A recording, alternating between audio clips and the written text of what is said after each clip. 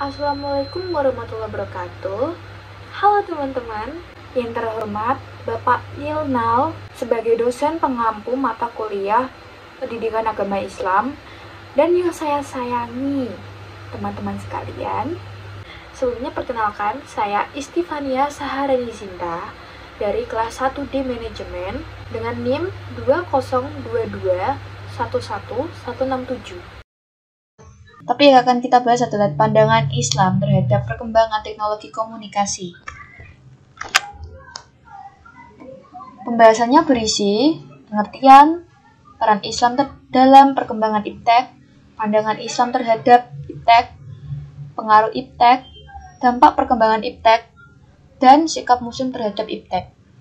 Pengertiannya ada pengertian ilmu pengetahuan atau sains, teknologi, dan perkembangan iptek. Apa itu ilmu pengetahuan? Ilmu pengetahuan atau sains adalah pengetahuan tentang gejala alam yang diperoleh melalui proses yang disebut metode ilmiah. Teknologi adalah pengetahuan dan keterampilan yang merupakan penerapan ilmu pengetahuan dalam kehidupan manusia sehari-hari. Perkembangan iptek adalah hasil dari segala langkah dan pemikiran untuk memperluas, memperdalam, dan mengembangkan iptek. 2. Peran Islam dalam perkembangan iptek. Bahwa syariah Islam harus dijadikan standar pemanfaatan iptek. Iptek yang boleh dimanfaatkan adalah iptek yang dihalalkan oleh syariah Islam, sedangkan iptek yang tidak boleh adalah iptek yang diharamkan oleh syariah Islam. 3. Pandangan Islam terhadap iptek. Iptek merupakan dasar atau fondasi yang menjadi penyangga bangunan peradaban modern Barat saat ini. Masa depan suatu bangsa ditentukan oleh penguasaan bangsa itu terhadap iptek. Suatu bangsa tidak akan memiliki keunggulan dan kemampuan daya saing yang tinggi jika ia tidak mengambil dan mengembangkan iptek. Karena, seperti yang kita ketahui pada masa sekarang ini, banyak sekali yang berlomba-lomba dan bersaing dalam perkembangan iptek. Namun, di sisi lain, iptek membawa dampak negatif yang dapat mengancam nilai-nilai kemanusiaan. 4. Pengaruh iptek. Kemajuan iptek menimbulkan perubahan yang sangat cepat dalam kehidupan umat manusia.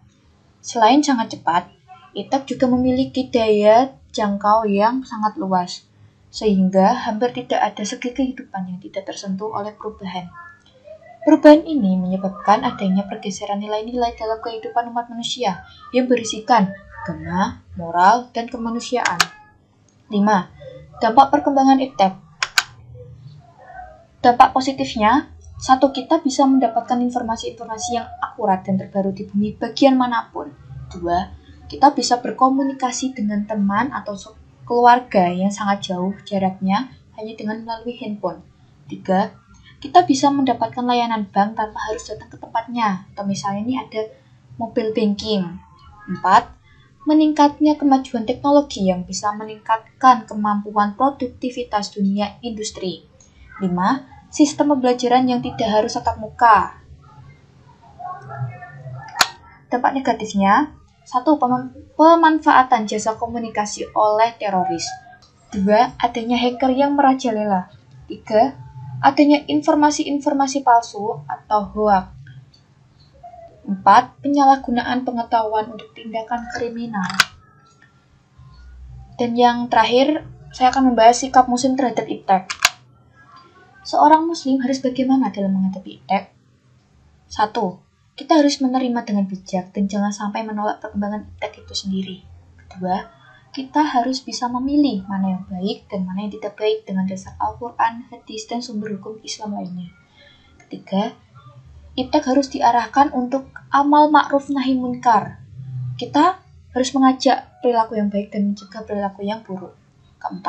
Iptek perlu disesuaikan dengan jati diri seorang Muslim yang sesuai dengan dasar Islam.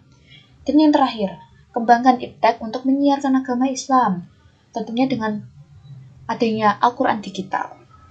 Nah, sekian pembahasan yang saya sampaikan kali ini. Semoga bermanfaat dan tentunya maaf jika ada salah dari kata atau tutur bahasa, karena kita sebagai manusia pasti banyak kesalahan dan kesempurnaan hanya milik Allah Subhanahu wa Ta'ala. Terima kasih. Wassalamualaikum warahmatullahi wabarakatuh.